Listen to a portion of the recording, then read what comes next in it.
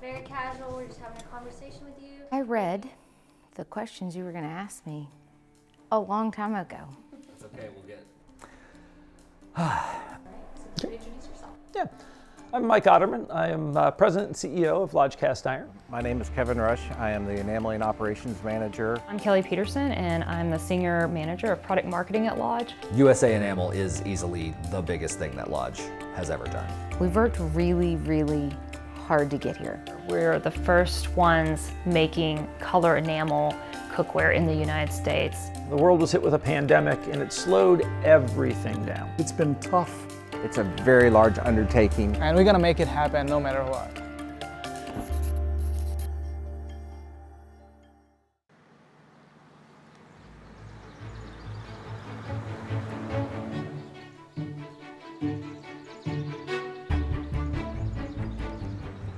Lodge is 127 years old. We are makers of the world's best cast iron cookware. And we've been doing it right here in the small town of South Pittsburgh, Tennessee, since we were founded by Joseph Lodge, 1896. When Lodge decided to begin seasoning in 2002, it turned the business around. After making cast iron cookware for as long as we have, there was always something else that we had our mind set on, and that was color. You remember several weeks back we talked about how for different sizes we would have different amounts of rings so that they weren't all exactly precisely the same, so that you see some variation from size to size. The USA Enamel project was one that the leaders of this company had been thinking about for many, many years before I got here. The idea and concept goes back to when I first started at Lodge over 13 years ago, and it was Jeannie Schultz and Bob Kellerman's dream, along with Henry Lodge, to start enameling in the United States. I'm Larry Rado. I'm the commercialization manager here at Lodge Cast Iron. Being part of an original cast iron enameled product line is like the greatest thing going on. Why can't we make this really big? I think one of the really interesting things about designing cookware is that you're really trying to combine both beauty and function.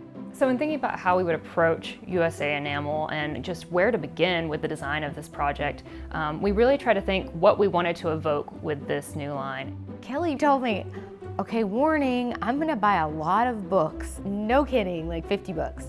What we knew is we wanted it to feel very Americana, and we're very proud of the fact that this is going to be the first line of enamel made in the United States in full color. Being Lodge, we're going to stand out in the market. We're going to make sure that ours looks just a little different than everybody else's. We knew we wanted to have a little bit of like a little retro style to it, but we also upscale, and we wanted to try to cast the design in such a way that was really, really different. We thought that there was a nice time period, mid-century, that we felt like Americana was really at its height, that products were exciting, that they really seemed special because they were special and the first of their kind.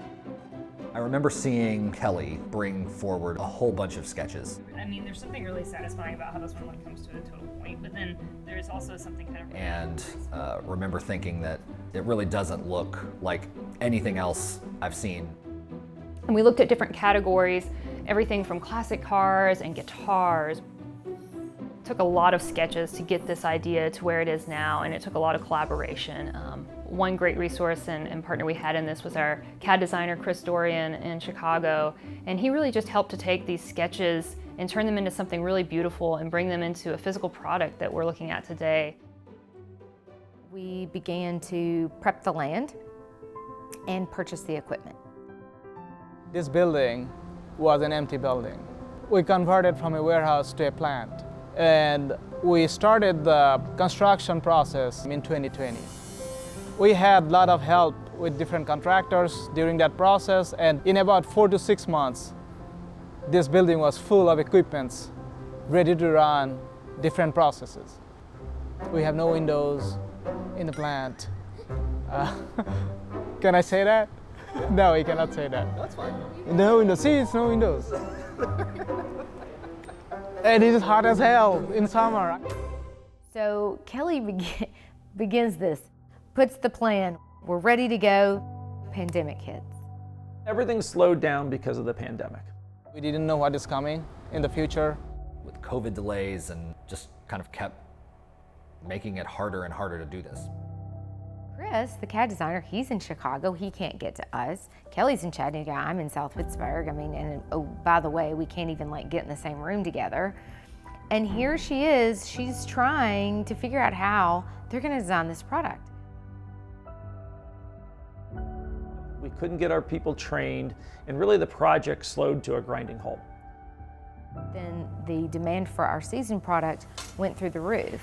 And we are a small company, and a lot of us wear a lot of hats. And so many of those folks who are working on this project were just trying to keep our proverbial head above water and get product out the door, as well as bring on this brand new state-of-the-art facility and staff it and train it. How did you feel when we made the decision to delay the launch? Why are you asking for that? When we delayed the project, obviously we weren't excited about it, but we knew it was the right thing to do. By the time we made the decision, I was ready for it. We needed the time, and we all realized that it was necessary if we were going to get where we really needed to go. I think this was a lesson in patience. We've gotten so good at producing things that are seasoned over the years. It takes a lot of effort to really be innovative, and it doesn't come easily. The process of the enameling being done in the United States is really unique. We've never sprayed enamel here, so there were a lot of learnings to see how it would apply to our iron and to learn about the chemistry between our iron and the application of the enamel. We had made the design first, believing that our process would work to the design. And we found out that our process is not adapted quickly enough to the design that we made. We had to change a lot within the process system to adapt. And to do that, there is a lot of different aspects you have to take into consideration. There's draft angles, there's drawing issues, there's flowability of the iron through the design of the cookware. Making sure that your details are going to show up, but also aren't going to be problematic to being enameled. So the design really has to go hand in hand with the enamel application and make sure those two things are working well together. We want everybody to know when they see that piece of cookware, they know that's Lodge. That's just not something that came from another plant somewhere. The emblems, the medallions that are on it were a bit of a challenge. The actual design on the sidewall, if you take a look at the nice swoop that's on the sidewall, it took a lot of effort to make sure that we could actually cast that in place and still be able to mock it on the inside so that it's cohesive all the way through the whole product. Because we wanted to get outside the box and we wanted to really be creative with this, you'll notice that our knob is a little different, and we also have little accents on the handles that really kind of set us apart. That accent, if I had realized how much of a pain that thing would be in every area of its existence, we probably wouldn't have it today. As we start to enamel, we find out these little things that we have to change because we didn't know enameling yet. This is new for Lodge. So the spray system is designed to spray. It's not designed to spray enamel cookware. So we had to learn how to set the process of the spray system so that it touches every surface of the product and put a certain layer of thickness to make sure it stays on there and is not under thickness or not over thickness. The ground coat did not stick to the surface on the steel on the caster, because there could be two reasons. The temperature is too high, material thickness is too high, or material composition is not right. I know I see some frustration with some other folks and that it's not going quite the way we thought. We're moving, we've just ran into a problem, we're gonna have to get it figured out. We go through many, many steps of testing. So we're really mindful of the different things that the consumer is going to experience after they purchase this item, and that goes everything from making sure that things like the rim hold up, making sure that the knob goes up to temp in the oven, making sure that the finish holds up over different exposures to acidity. We use stainless steel ball bearings and we drop them at a very heavy impact. And this is to make sure that when a consumer is using this at home, that their pot isn't going to just fall apart. There's really been no part of the creative process for USA Enamel where we have not leaned into originality, even when it comes to the colors. We knew that it had to be red, white, and blue. Those made sense for a lot of reasons. They're great for Americana, and they're also just really popular for consumers. And then these are our color chip samples that we were originally working off of. That looks whiter, and that looks blue. That's the Pharaoh, that's the The color was a real evolution in honing it to get it right. We started in one place and we really moved to a different place as we thought more about how we wanted the consumer to feel when they looked at these items. We've just been really happy with the amount of excitement that the colors brought to our organization as a whole, and just the new learnings that our team has picked up as we've entered this new area of manufacturing. Excited. More to follow. Yeah, more to follow. I think as a company, we were very uncertain of what exactly we had gotten ourselves into. And there's a process of just problem solving that you can't arrive at the solution without sometimes going through the effort to get there. It has been a rough road, but we've brought those ideas to life. These cookware are cool.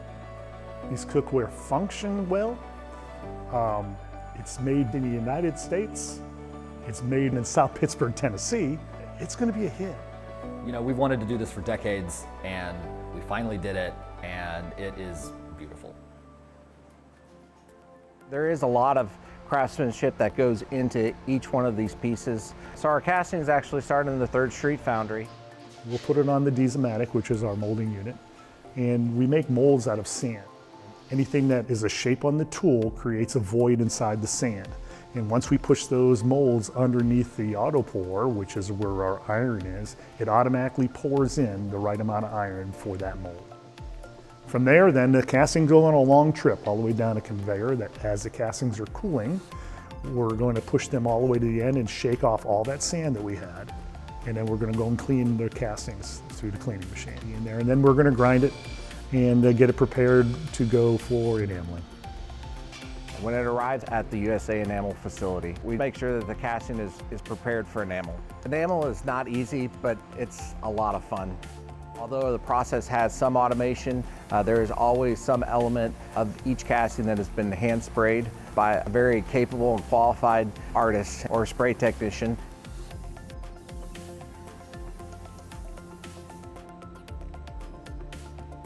After the casting is sprayed, we send it through dehydration for about 12 minutes at about 275 degrees.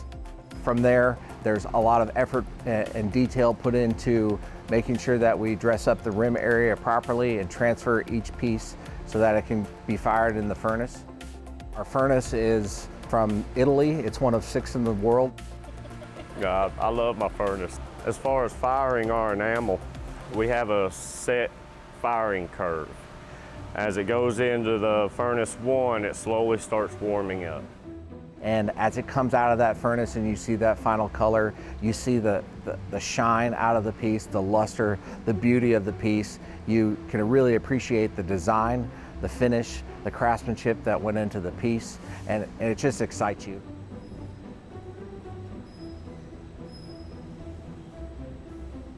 As you install those final accents and knob into the piece, it completes it, and you just are wowed by its beauty.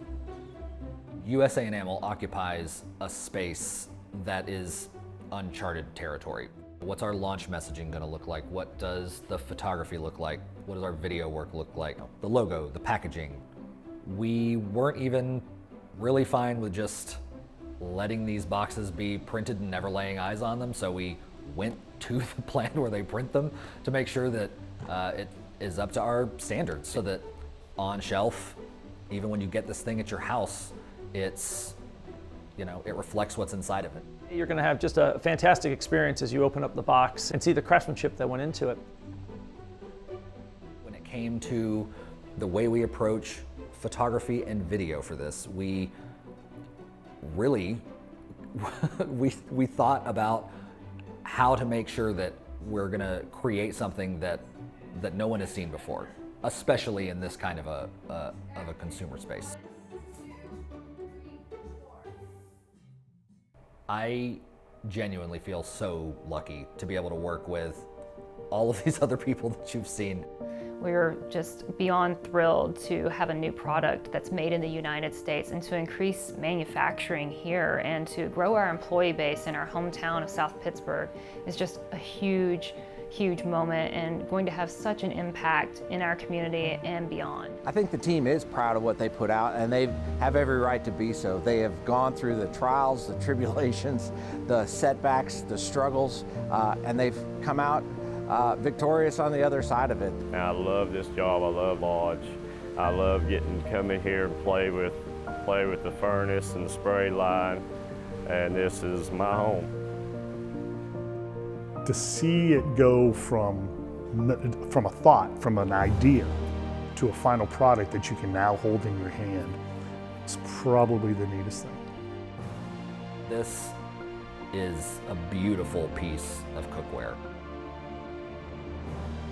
This Dutch oven is striking from every angle. It's gorgeous and I love it. And I feel like I've made it with my family, and it's just a wonderful feeling.